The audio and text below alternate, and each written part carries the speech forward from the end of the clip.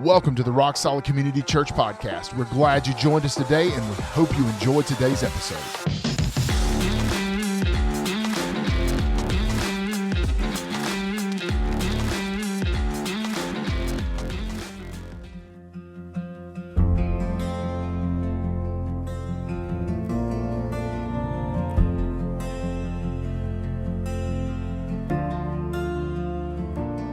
What's going on, guys? My name is Holden and I am the lead pastor here at Rock Solid Community Church. Guys, I'm going to tell you something. I'm so excited about the opportunity that we have today to get to sit down on the Rock Solid podcast and have a conversation with a man that I have gotten to know tremendously over the past several years, and I admire and respect, and that is Mr. Bennie Blalock. Mr. Bennie, welcome to the Rock Solid podcast. Thank you. Appreciate you having me. We were just kind of chatting, and I was telling him it's been a pretty busy week for him, and he's transitioning into a new chapter of life, and we'll talk more about that here in just a little bit.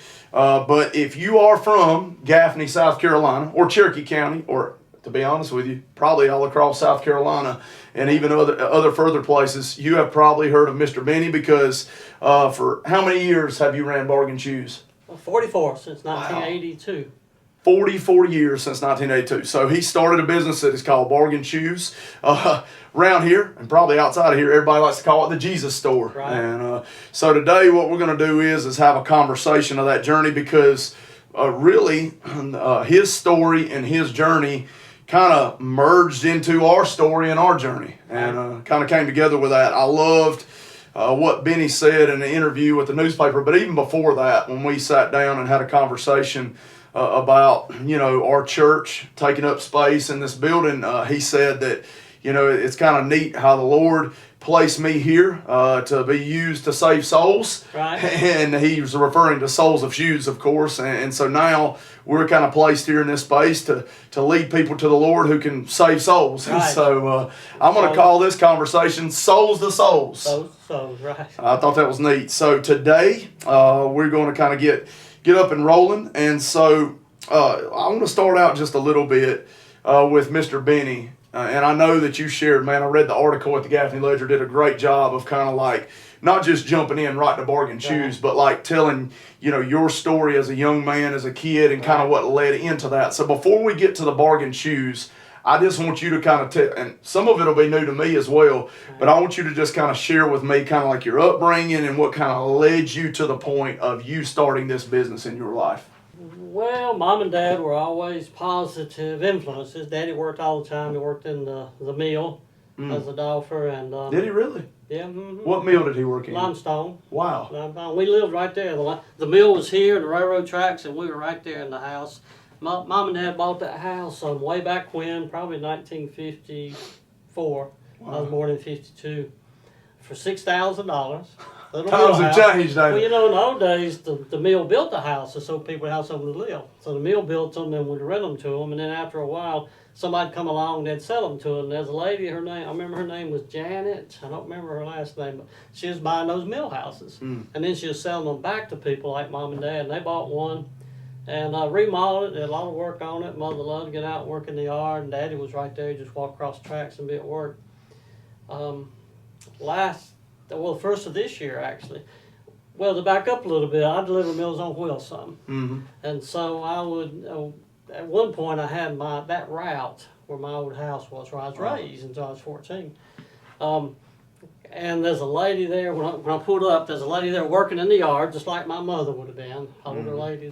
And they were the people who bought the house from Mom and Dad back in... Wow. Yeah, back in probably 68. Wow, the same people that bought it in 68. Same people. The lady was there, her husband had died, wow. And she was working in the yard, and her hair was done up the way the older women do it, with the curls. And she was out there working in the yard, and she was a Wyatt, and my mother was a Wyatt. And I was kind of like, so I chatted with her a little bit. But to see how things have gone over the years, they bought that house for $6,000. And she did remodeling and fixing it up. It's the nicest house on that street. That same house sold for $150. Wow. This year, I guess. That's what I said. That's unbelievable, isn't it? 2-bedroom. It was 2-bedroom. Mom and Dad was in 1 bedroom. There's a bathroom and a closet in the middle. And then another bedroom had a queen-size bed my two sisters were in, and my bed was in the closet. So they put you in the closet. Well, it was a roll-up bed, so I'd roll it out and drop it in the middle of the floor, and that was my bed. Wow. And then, every morning before school, we'd fold it up and put it back in the closet. But Mother always said she's going to get us kids off the mill hill.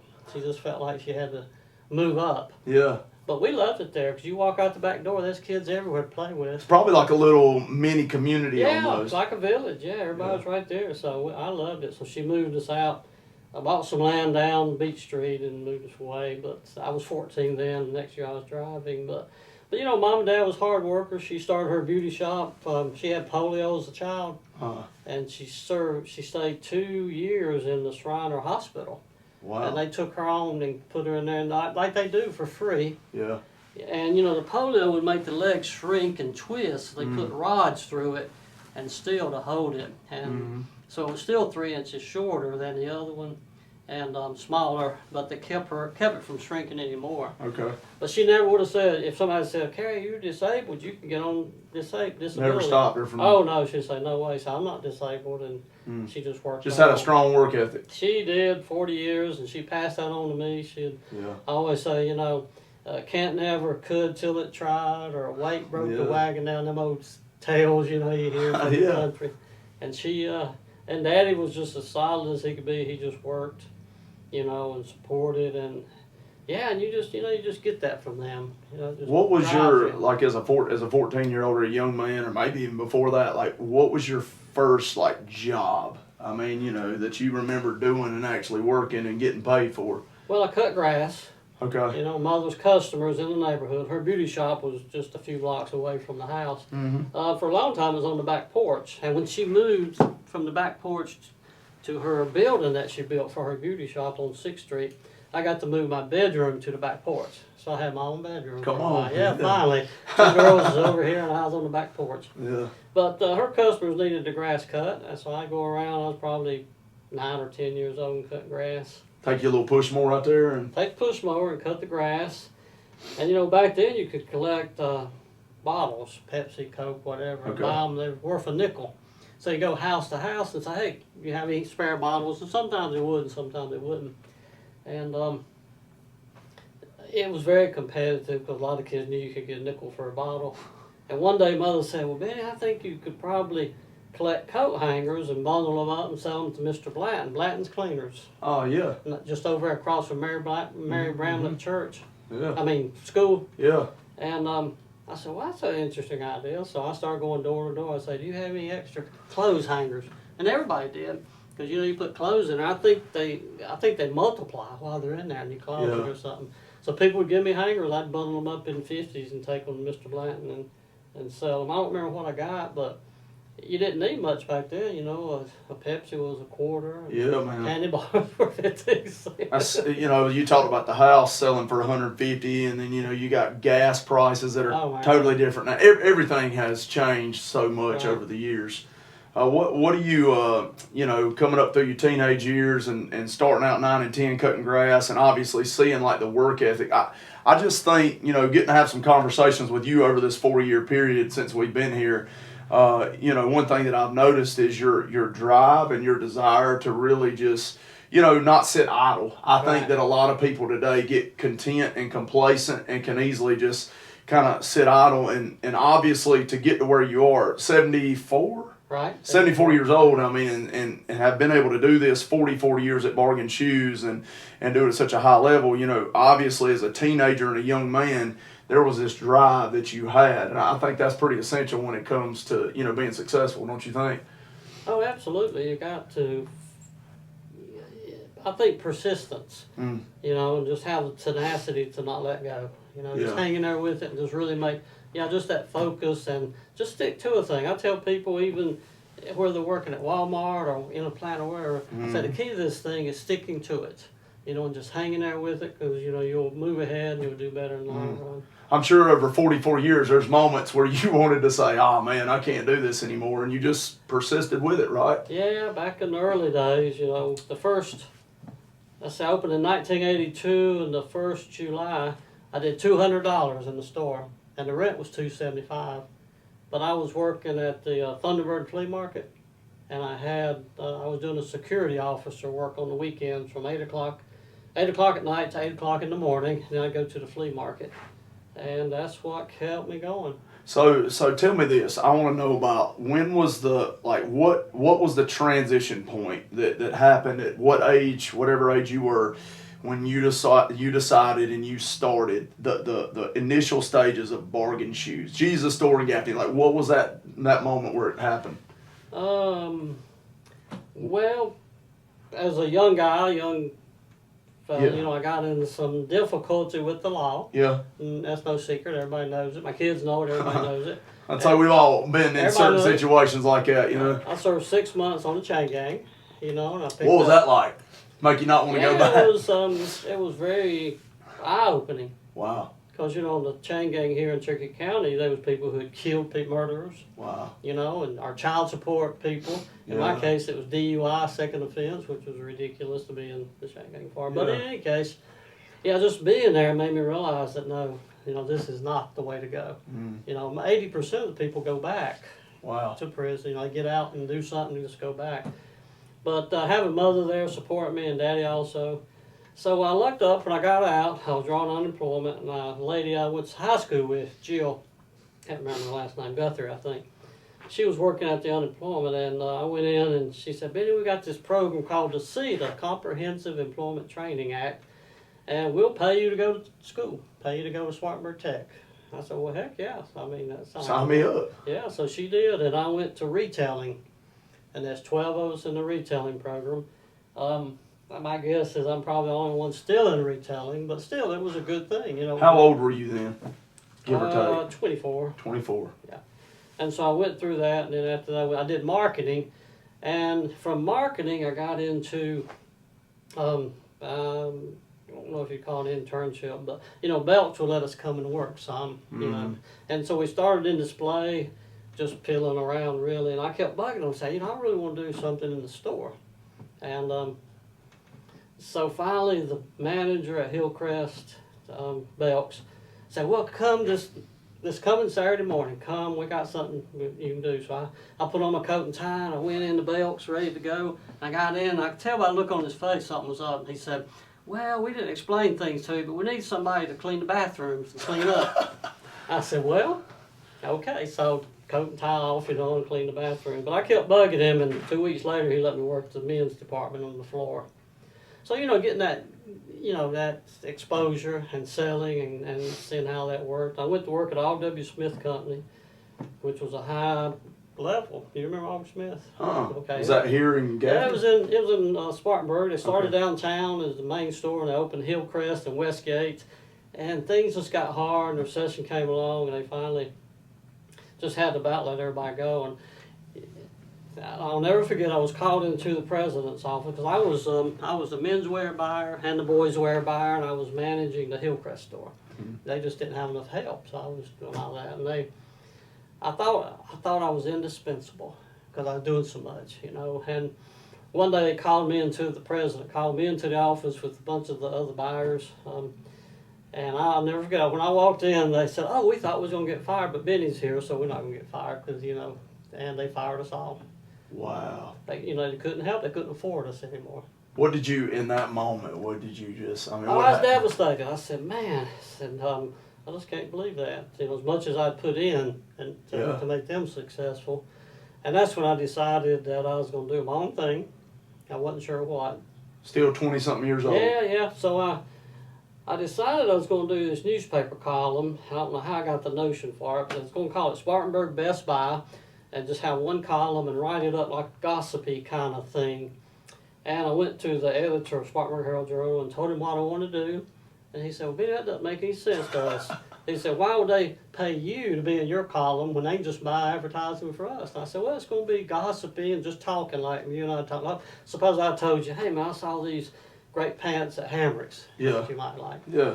And finally, after about a month, he relented and let me buy the space. And then I'd go door to door to businesses, selling them. And like I went to Price's and men's store in Spartanburg, and they had these khaki pants, but it was $18 back then.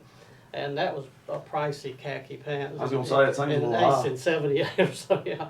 But I just wrote in there and said, hey, I stopped by Price's yesterday and they had these great khaki pants for $18. So next week when I went in to sell Harry, he said, Benny, these people keep coming in asking for those $18 pants. So he hadn't seen the thing.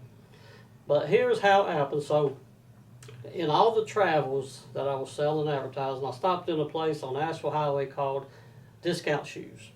And it was a small place right there next to Poor Paul's Fireworks, the little building on the corner. I went in and Gene Brock was in there and he had shoes, had men's Dexters and Bass on wooden shelves. He had ladies' Butlers, which you probably didn't remember Butler shoes, and nobody was in the store. It was a Wings Day. And I was chatting with him. I said, well, you need to do some advertising. He said, son, I cannot advertise. I said, well, of course. But if you do, you'll have more customers. He said, no, that's not the point. If I advertise, I'll have too many. Well, nobody's ever taught me that. You know, that he'd have too many customers. That's kind of odd. It was odd. So I said, well, that's weird. So I went back Saturday and he was right. That place was packed with people. He had the cash register open and he was taking $7 for ladies' shoes and 10 for men, just fast as he could go. Wide open. Wow. Wide open. I said, okay. So I went back Monday, of course. I said, well, Jane, I think you got a good thing going here. So he started me selling me shoes where he had more than he needed. It was Butler shoes and men's Dexters, and that's where it started. That's where Bargain Shoes started. I rented the building down on Cherokee Avenue from Charlie Gillum. And, so if I hadn't... And I can see, when I look back now, I see God in that, because if I hadn't started wanting that column, that newspaper column, and persisted until he let me have it, and then started selling advertising, I met Gene Brock, and opened up Bargain Shoes on what he was selling me, and then I would hear about stores in Tennessee and North Carolina that were similar to what I was trying to accomplish, and I'd just go visit them and talk to them, and ask for pointers on how to repair or where to get equipment or jobbers, and they would share and help me, and it just went from there to here. So you said you was on Cherokee Avenue. That's where you Discount Shoes. He helped you out. You got started on Cherokee Avenue. Obviously, business went in the right direction because where did you move? Because you moved from Cherokee Avenue. Was that over there where the Hardee's is? Is that I moved to I think I stayed there. I didn't make any money at all, no profit for 5 years. After 5 years, it started going, and then it just really started going. Bargain Shoes really took a life of its own. It was like it just became Bargain Shoes itself. And that's where we got the name of Jesus Stores. I listened to praise and worship music in the store, and had Jesus is Lord on the front, and they'd come in and people would call. So that's where that came from. That's where that came from. They gave me that nickname, and people would write checks. You don't get many checks now, of course, but they'd sign their checks to Jesus Store. But from there, I moved to the Napa store, where there used to be a dentist right there across from No Winn-Dixie. Yes. And that was the Napa Auto Stores. And Jimmy Roop owned the building, and I talked to him to sell it to me, financing it. Part of it. I gave him $5,000, and Travis, my son, and I went in there and cleaned it up. It was a mess, to say the least. I mean, there were shelves that had that much dust on them. Yeah. Pull them down, and we'd leave as black as where it could be. But you had a vision for it. Yeah, I needed more space. And so that's when the store was really, really, really booming. And on Saturdays, the fire marshal would come down there and count heads, because you're only allowed to have so many in at one time. And he'd say, man, you're right on the borderline. And but I've always had good employees that's been with me a long, long time. That means a heck of a lot. And so, that was the second building. And then, I may have mentioned this before, but, I knew I needed a bigger building. Just had to have it. And I would ride down Cherokee Avenue, or ride down Logan Street, and Big Lots was in that building, which used to be an A&P. And I swear I would see Bargain Shoes right across the front instead of Big Lots. And I'd think, there's no way that Big Lots is leaving.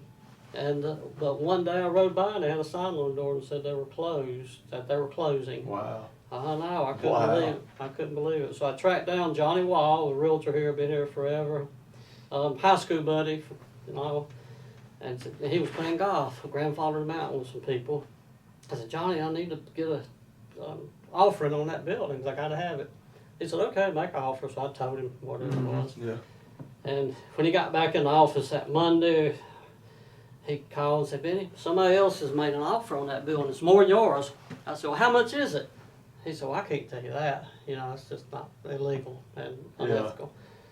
I said, okay, well, so I thought about it for a day, and I just felt like God had given me a number, and I gave it to Johnny the next day. He said, yeah, that works. So he put it in, and I got the building. It was $2 more than the other one. Yours was? Yeah. Wow. The second one was $2 more. He told me that after it was done, after we were secure, and we knew the building was going to be mine. Wow. So I was able to buy it and remodel it, and then CVS came along, wanted to buy my corner, and they, you know, made an offer you couldn't hardly refuse. That's how I wound up here with this spread. Well, and you know, I tell you, man, to hear your story and listen to like all the things and how it lines up, and you talk about vision and how important vision is, and how persistence, like being persistent, and even talking about having good employees. Like I've been able to sit back and like not only talk and spend time with your employees here, but like hear from them and they just talk about how great you are and how well you treat them, and how, you know, they couldn't imagine, you know, of being treated any better than the way you've done them over the years. That kind of stuff goes a long way. And well, I've always believed in treat them the way you want to be treated. You know?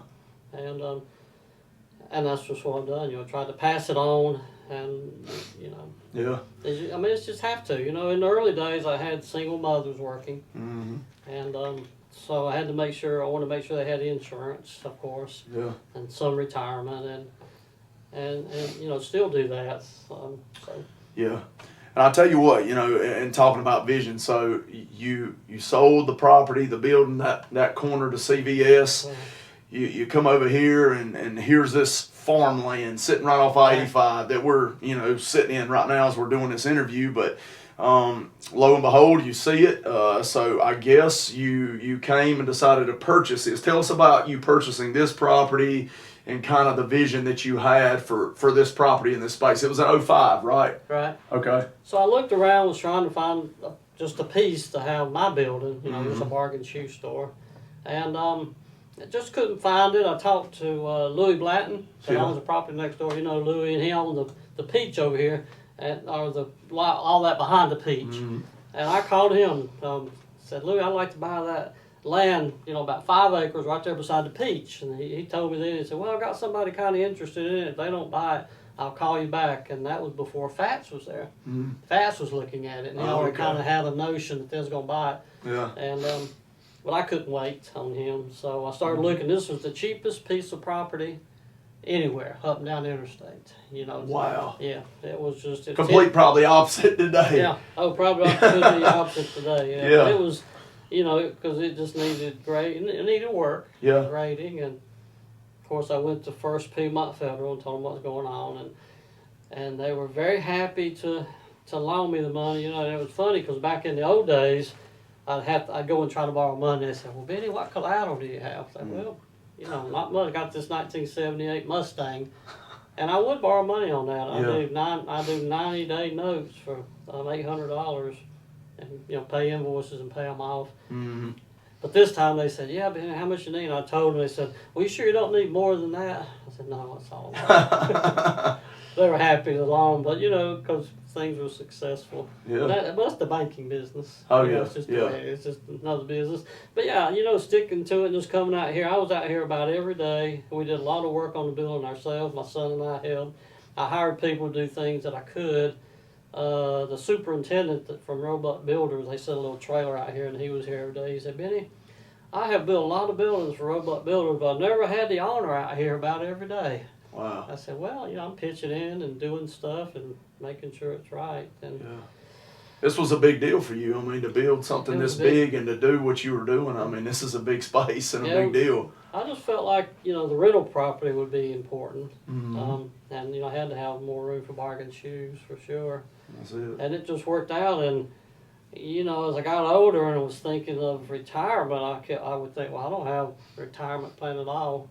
And I spoke to a commercial real estate people in Spartanburg, and he came over and looked at it and said, well, you know, you don't really have much strength here. And what he meant was Christina was renting on the end with the oil store. Yeah, She the just paid by the month, Yeah. and probably half is what she Yeah. should normally pay. So that he said, it'd be hard to find an investor who will take it over because you don't have the strength, in the things. And I was going to, sell it and get out, and I guess I was the biggest tenant. So he wasn't very positive. And then you came along, wanting to rent that in building. And I think I told you 6 or more times that I had churches before. I had churches, and it never worked out. They either stayed too long and didn't pay, or they stayed, or they left, but they were paying good. So I just never had any luck with churches. That's why, I kept putting you off. You kept saying, well, God wants us here. This is where God wants us. So I started thinking that, God needs, I need an exit strategy. And so He's brought y'all along, and here we are. I tell you, to hear this story, and I mean, all the pieces. I mean, even from you and the discount shoes, and the way it led from that to me. You said when you were looking for land, you were talking to Louis Blanton, and as well as I do. Maybe the people watching don't know this, but at the age, I think I was either about to be 19 or 19 years old, renting a house on Highway 11. And, my dad had happened to see the old farmhouse up here on the hill and talked to Mr. Louie, and his mom had just went into a home somewhere. And so it was sitting there with nobody in it. My dad had asked him about renting it, and he said, kind of went back and forth a little bit and gave me an amazing deal to rent it. And so at 19 years old, I'm moving to this house, which is, I don't know, 250 yards from the building or something, and up on the hill, and start renting it from Mr. Louie. And so, I'm renting this house. I'm 19. You talked about making mistakes and, having to be 6 months with the chain gang. I mean, look, I'm a pastor today, but I can tell you I was no saint back in the day either. And there's a lot of things that I've done over the past that definitely not proud of. And it's amazing to me because I graduated high school in 2005. So I was 17. I mean, 2 years later, this place is built. It's already built, but 2 years later, I'm living in that house, and this is down here. And it blows my mind sometimes to look back and think that God had this plan that I'm some young whippersnapper renting this house up on the hill from this guy, and He's going to open a door someday for you, who's put in all this work, all this blood, sweat, and tears, and all this to eventually have an exit strategy that would defy the odds of the people that said, you can't rent it for this, you can't do that, it's not this. And, you got me who comes along and says, after, I don't know, I was 6 years a student pastor, planting a church, come back to Gaffney, 10 or 11 people meeting in First Baptist Church building. I kept seeing this little building on the end down here, had it open. It was the baseball place. And, I kept seeing it, and I was like, man, I like that little space. And if I'm just being honest, we talked about vision, me and you did, and, having vision. And I think that probably when you first started out and, started Bargain Shoes, you wanted to be successful and you wanted it to grow. Maybe you did, but maybe in the beginning, I don't know if you envisioned 37,000 square feet on 10 acres, and so, you want to have vision, but sometimes our finite minds limit, what God can really do. And so when we come along and, went back and forth, I'm like, I don't know, Lord, like 10 or 11 people, and we're going to rent this space. And I walked around it, prayed around it, kept coming back and forth. And I said, okay, let's rent it. And as it all came together to rent that space, in my mind, we'll be here for as long as we are, and then we'll find somewhere else, because you had Work Boots Plus, you had Nine Rounds, you had Fantastic, you had Amsoil, and you got Bargain Shoes sitting right in the center. And so it was a great start for us as a church. But man, I never in that point in time would have envisioned what God would have done. I want to pull this off the wall out there, because this is what you gave me. This is your little, I don't know if you'd call it actual blueprint, but like a sketch and a drawing of what you originally had in mind for this strip mall. And you gave me the piece of paper, said, here, I want you to have this. This was after we decided to, go through all the agreement of purchasing in place. And, I've had that, and I put it in this frame. And the reason that I sat there and wanted to do that was because it's special. It's kind of like, I don't know, there's been times in my life, and I don't know about yours, but you buy something from somebody, that is very special to them. You know, Right. it could be a vehicle, it could be a, you know, I like to hunt, it could be a dog, you know, or something like Right, that. But right. you buy it from them, and you know that as they're selling that to you, that they're just, you know, they're praying, they're hoping that you'll cherish it as much as they did. You know what I'm saying? And so framing that and looking at that and seeing that, you know, it just reminds me of how much heart and how much effort and also how much love and care that you had for this place. But also the fact that, like, you know, hey, I believe that Rock Solid Community Church is going to take it and steward it in a way that would not only honor you, but honor Jesus. Right, absolutely. And that was a real special part of it for me when you came, and after we progressed and y'all took over the work boot store, and then things kept changing, and, you know, before long he's taken over everything but my building. But yeah, and I've told people that over and over and over. When I've been working in the store this last couple of weeks, is talking to customers and explaining to them and telling them that y'all do such good work and go out in the community and do important things and help people and share. Yeah. And then they get it after explaining to them. Well, I got a lot of customers that are, oh, you can't leave, you know, they're so sad, but they understand. Once I explain it to them, they understand. And I've always seen God's hand in, you know, I just always felt like God would work it out. You know, where you're building this big building, you know, figure out how to make it pay for itself and work out. It's been, you know, as you look at the whole story, it's no accident. It's no accident. If I'm being honest with you, and I always look back at this because each building that we'd occupy, we'd come in and get the church together and do work and get things, you know, outfitted for what we were going to do with that space. Right. The moment that I began to really believe, you know, wow, like we have a chance to be here and own this place and use this whole place someday as Rock Solid Community Church, was the day. And I remember asking you, or no, I don't even know if I asked you this, you brought it up.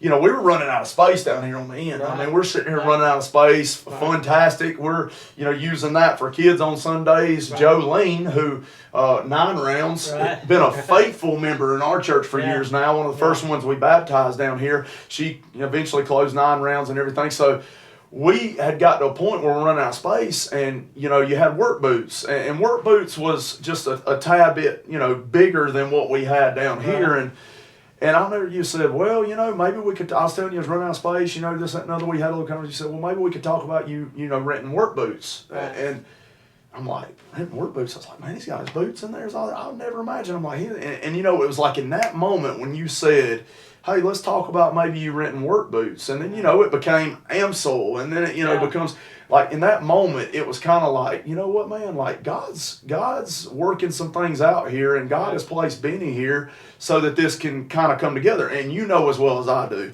when big things like this happen and change begins to happen, and you know, kind of like I think of the word pioneer. When you begin to, you know, when you begin to pioneer and do things, you know, there's opposition. There's things and people or different things that can take place sometimes that can be discouraging, or it can be, you know, it can seem hard to overcome, but, you know, to stay the course and to keep going, you know, it's like you weather the storm, and then you begin to see how, you know, the vision is really coming to fruition, like the whole place, in being that. And so we began to rent work boots, AMSOL, and the 9 rounds on the end. And then, if I'm not mistaken, because look, I look up on that wall right there, and that was the drawing that I drew out as far as the vision. That's just my chicken scratch, but drawing that out. And the first, I wrote, I think the first drawing was on July 25th, 2021. July 25th, 2022, first meeting to talk about purchasing the property. So on July 25th, 2022, that would have been kind of the first time me and you just kind of sat down and you began to say, okay, let's talk about this. Let's look at this and everything, and got the ball rolling. You know, I could see the writing on the wall. That's why when I knew you needed more space, and I was willing to close the work boot store.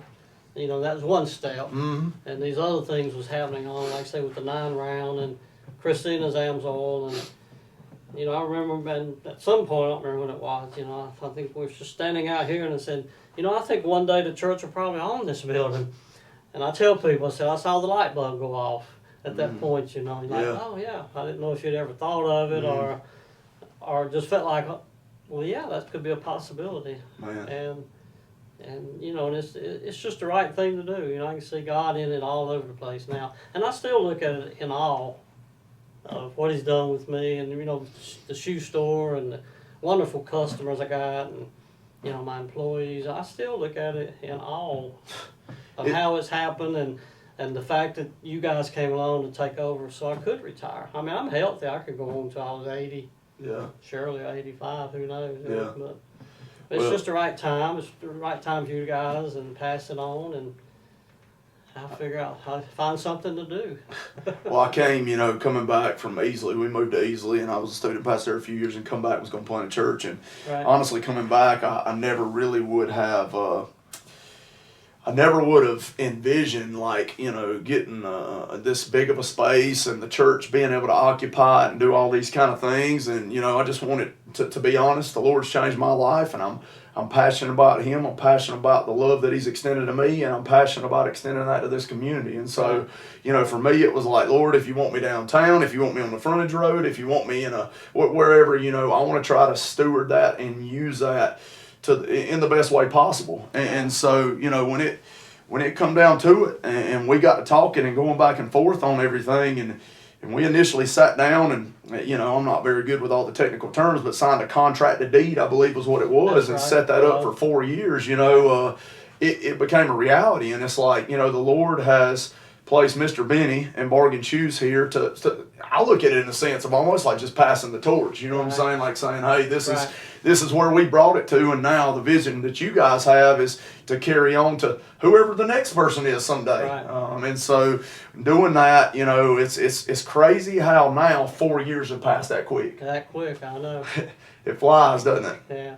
And I've always felt like we had to be good stewards, you know, of me and, you know, whatever property I've had and my employees, and just take care of them and pass things on. I know, you know, I guess when you first moved in that end building, and I'd see more cars out here parking, I'd say, man, they're just booming, you know, all of a sudden, it seemed like. Yeah. And just felt like it was going to, I don't know, I just had that It's like feeling. a piece of, I wish I could say, you know, God spoke to me. Yeah. Said, Benny, listen, here's what we're going to do. You know, but that's not usually the way it happens, but I could just sense it, and I knew y'all were doing such good things, and it's just the perfect transition, really. It really is. That means a lot. I know that, you know, we've got to this point now where before we even started recording, you were just talking about this past week in the store, and how, you know, now we're in 2026. And so in 2026, you know, that was the plan, like go through 2026, begin the transition. And, you know, you over Christmas and into the new year have began to, like, you know, kind of get that out there. And you were just speaking about, I'll let you kind of share just really quick, you know, in this past couple weeks, what's that kind of been like as far as, you know, the people that's came now that they know what's taking place and stuff, like, just share how that's felt to get to meet these people and see these people and all that. You know, it's just very humbling to realize just how much they love us, you know, and how much they love the girls working, the ladies, Christina, and, you know, Linda Barrett worked for me 4 years, you know, and they still ask about her. Now, where's that gray-haired woman that was in here? And that was Linda, because she just talk, and, you know, just very humbling to realize just how much they really love the store. They love the customers, and it's just a great feeling. And, you know, kind of sad to be cutting them off. That's what they keep telling me. Yeah. Oh, it's sad, you know, where am I going to buy shoes now? And I'm like, no, I'm sorry, but yeah, it's but feeling that love. Yeah. I really have felt that love of the people in the store, and been out there working with them and talking to them. But yeah, just realizing how much they love, you know, what we did and what we've accomplished, and then their understanding when I explained to them about the church taking over, and they're like, yeah, well, I get it, and you know, retiring and all. Well, it just shows how impactful you guys have been able to be. And I'll say this too, and I get to talk to your employees on a daily basis most of the time, and interact with great people. I mean, people that, you know, it can be very easy for people sometimes to be bitter or upset or feel a certain way.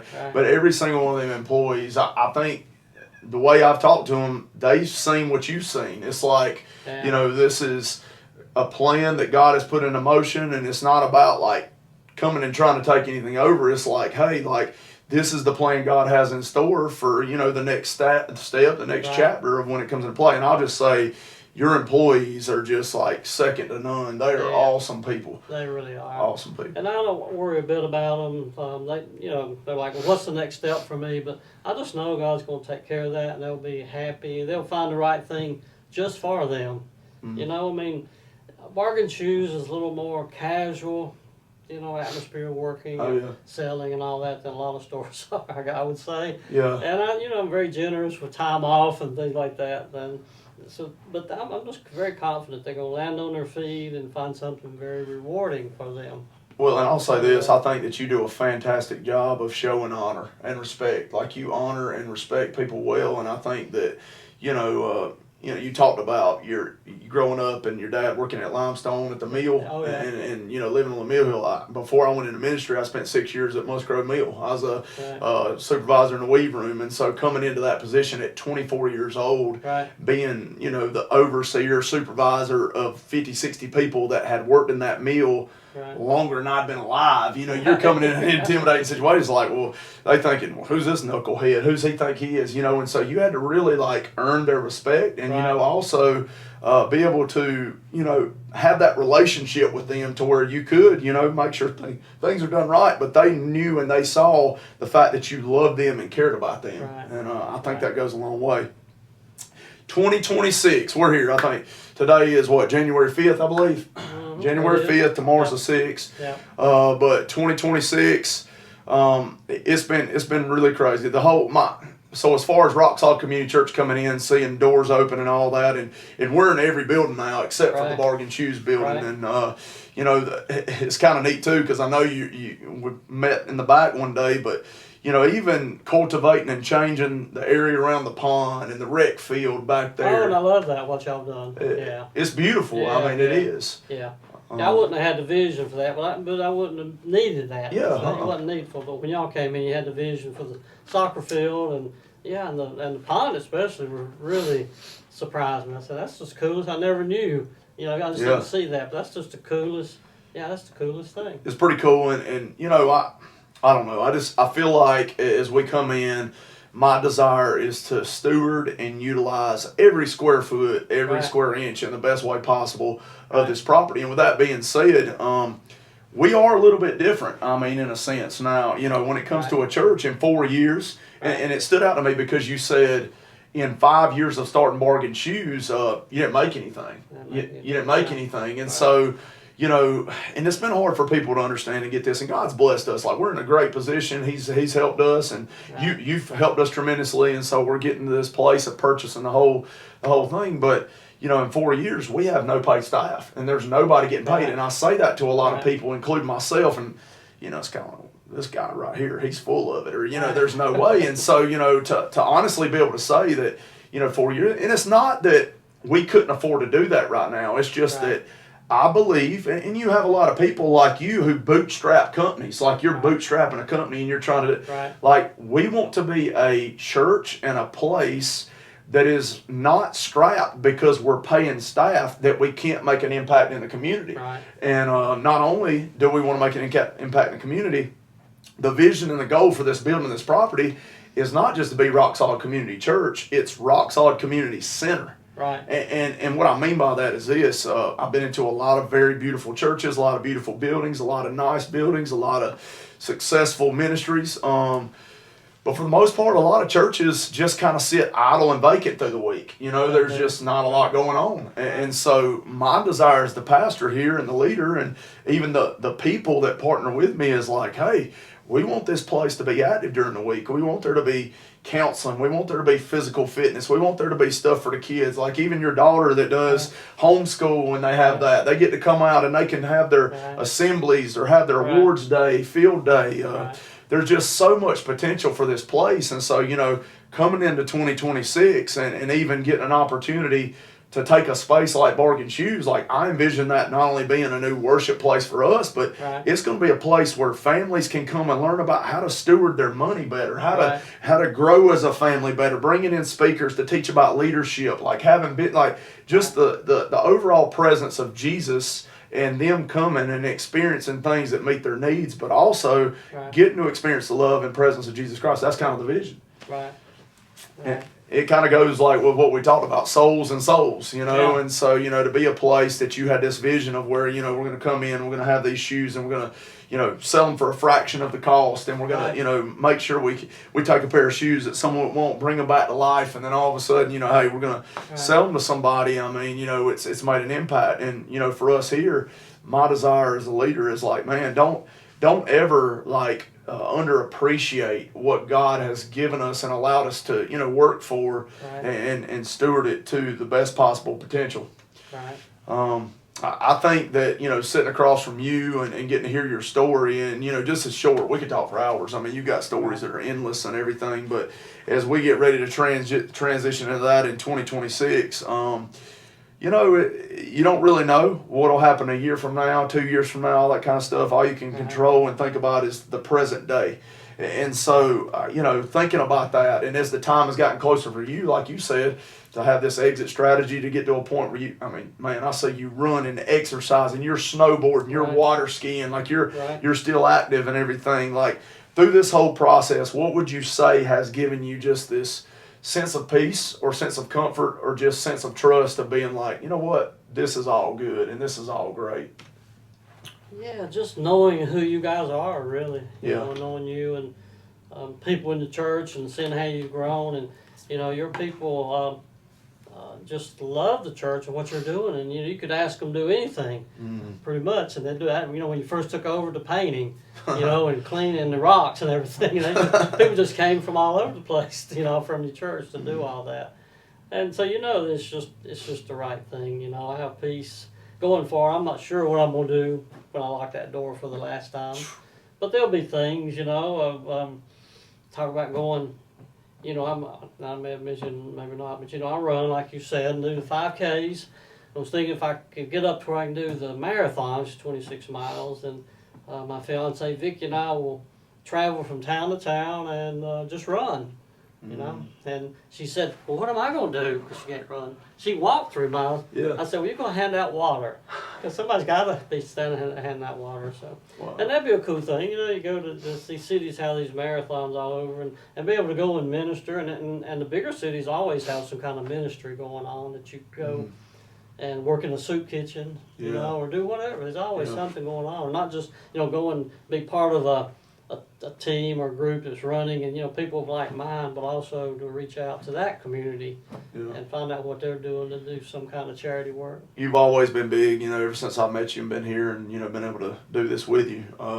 Ministry has been a big part of your life. Even today, you went and did Meals on Wheels. You do that every week, I believe. And, there's things that you, love to do to give back and to serve and everything. And, you speaking about running, and it makes me think about what Paul says, run the race in order to obtain the prize. Like it's a race of endurance. It's not a sprint. It's like you said, it's a marathon, and you're just trying to run that race. And the prize ultimately that we can experience is through Jesus Christ. And then you said, what can Vicky do? And you're like, you can hand out water. And it just made me think of, as a Christ follower, as someone that loves Jesus, it's pretty simple at times to be able to show someone Jesus Christ, and a lot of times it's just about not by what we say, but what we do, like our actions and the way that we act and the way we do that. Right. I tell you, I've definitely. It's crazy. I'll tell you what, the day you lock the door the last time, it ain't got to be the last time. If you ever want to come through, visit, come sit in a room or something, you're welcome anytime. It's like I told Becca, I said, hey, with homeschool, all that stuff, like anytime y'all want to come use it, anytime y'all want to do it, feel free to be here, because I feel like, even though this is your, exit strategy, I know that you take great pride in knowing that it's going into good hands, and we're stewarding it for the right reasons. I want to close with this, kind of how we'll wrap the conversation up. If you could, you can think for a second, if you could leave behind some brief instructions. One thing I'll say is, I'm 38, okay, like, when I sit here and listen to you, or you've popped in the office and said things before, or whatever it is, I try to soak up as much as I can, because, you've probably forgotten more than I know. But, humbly, like, if you could leave behind some brief instructions for young leaders like myself, or people who want to set out and accomplish and fulfill their purpose in life. Like, if you could just leave them with some nuggets or some advice or some things that you'd say, hey, if you're trying to accomplish this, if you're trying to walk in this and you're trying to do this, what advice would you give them? What would be some of the key things that you tell them to give them? I guess always have honor for yourself and other people, and always respect people, and just give, whether it's little things with employees or giving back to the community. For many years, 30-some odd years, we did that prison fellowship, angel tree thing, and like I said, the Meals on Wheels, and just give back. But I'd say a big part of it is just hanging in there, just sticking to a thing and do it, And there were times when we was building this building, I'd be out here sitting and, after everybody had gone home, I'd be sitting out here, just me in this big building that wasn't quite built yet, and think, what in the world have I gotten into? Yeah. I think, man. But, the next day you get up and come on back at it. But just persistence and, looking ahead and trusting that God's just going to work it out if something doesn't look quite right. Just keep moving ahead and things will work out.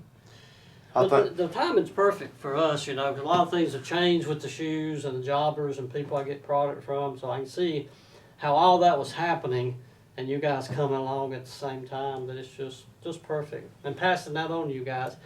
But I'd say holding honor has a lot to do with honoring other folks. Yeah. Treating people the way you want to be treated. It's just a big part of it, I think. That's big. I've always said too, that you don't necessarily have to agree or feel the same way about things to respect somebody else. Right. You know what I'm saying? Right. And so I totally agree with you. Respect and honor is a huge deal in how we live our life. Right. And I think another word to sum up kind of what you said, consistency. Oh yeah. Like being consistent. Right. It's hard sometimes. I was looking on my phone really quick because I want to throw it out there and show it to you.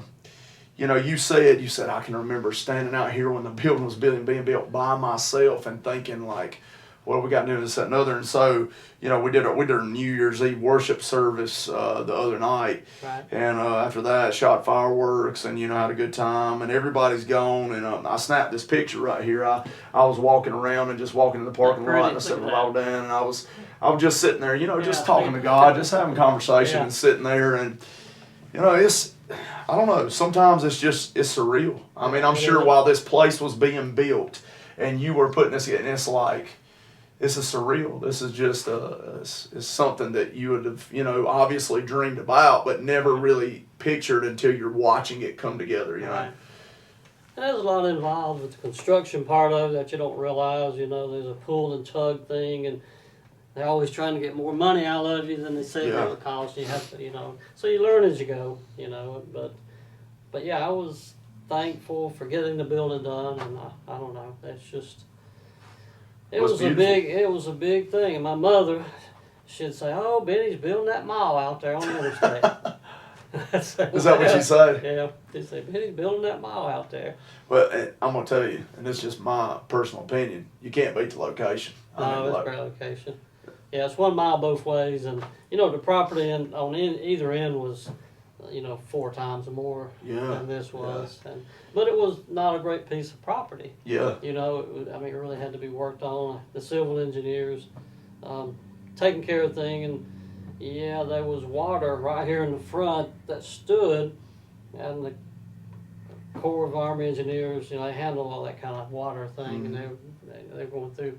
Well, you have to do this, and it turned out all that water was coming from the interstate to the corner there of Louis and this property and running down here and standing. Mm-hmm. And I had to get them, I talked to them over and over and over and over and over, and they finally worked all that out. But anyway, it was a big task, but I knew it could be accomplished. You take a step at a time. Yeah. That's it. And, but you're right, persistence, consistency, just never give up. If you get knocked down, you just get up and go on again. That's it. Just never give up. Finish strong. Finish strong. Keep moving Well, forward. I tell you what, I've been very blessed and very privileged to be aligned with you and Thank you. to be able to, walk through this with you. I tell you, I'm not just saying this because you're here, not just saying on camera. I genuinely mean you have been above and beyond honorable, not just to me, but even through situations me and you've had to walk through with this Right. transition and everything. Like, Right. we've come together, and even when things or this is said or this is done, we've said, hey, take the high road. You know what I'm Right. saying? Yeah, and yeah. just continue to walk in Right. that. And so I just appreciate that. I really do.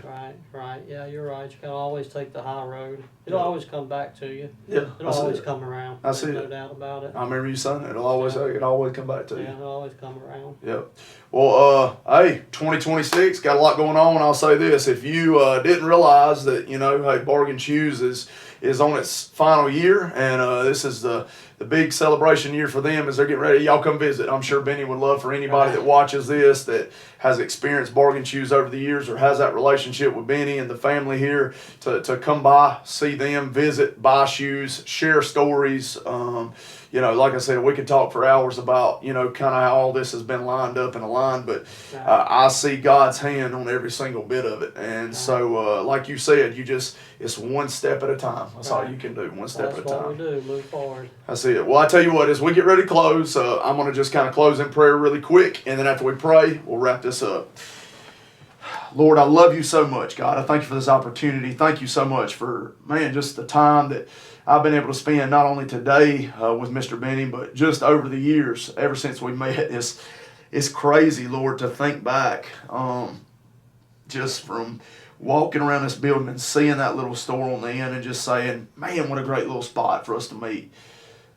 Just to seeing your plan, God, and the passion and the desire that you placed in Bennie's heart many, many years ago to have a place called the Jesus Store where people would come. And Lord, they could buy shoes, they could buy clothing, all these things. It eventually leads into a place, Lord, where you're still the Lord and you're still the King. And God, you're still glorified. Not only on this property, but Lord, you will be glorified across the world. And so, Lord, we just thank you so much for the opportunity we have to sit here in this. I pray that God, as great as Bennie's been to us and to so many other people, that you'll just continue to open doors for him and allow him as he walks into a new chapter of his life to run that marathon, to run that race, God, and each and every day consistently, Lord, just know that, God, you've gifted him with so much that he can continue to use for your glory. And so I just want to say thank you for allowing me to get to have this relationship with him, Lord. Most of all, thank you for Jesus. Thank you for salvation. Thank you for allowing people like me, people like Bennie, anybody, Lord, that is so sinful and so undeserving to receive your grace and mercy. And so, Lord, we thank you so much for that. God, I just pray that, Lord, today, whoever has listened to this, whoever has heard this, that, God, it would be a testimony, Lord, of how you can use ordinary people. God, you can use ordinary people to do extraordinary things. You don't call the qualified, you qualify the called. And so, Lord, I just thank you so much for Bennie's story and the story you're still writing here with Rock Solid Community Church. We know that the enemy's not going to sit idle and opposition will be constant. But, Lord, we know we have victory through you. So we'll continue to honor you and follow you in all we do. We love you and praise you. For us in your name. Amen. Mr. Bennie, Amen. I appreciate you, brother. Thank you so much, man. Appreciate you guys. Y'all have a good one.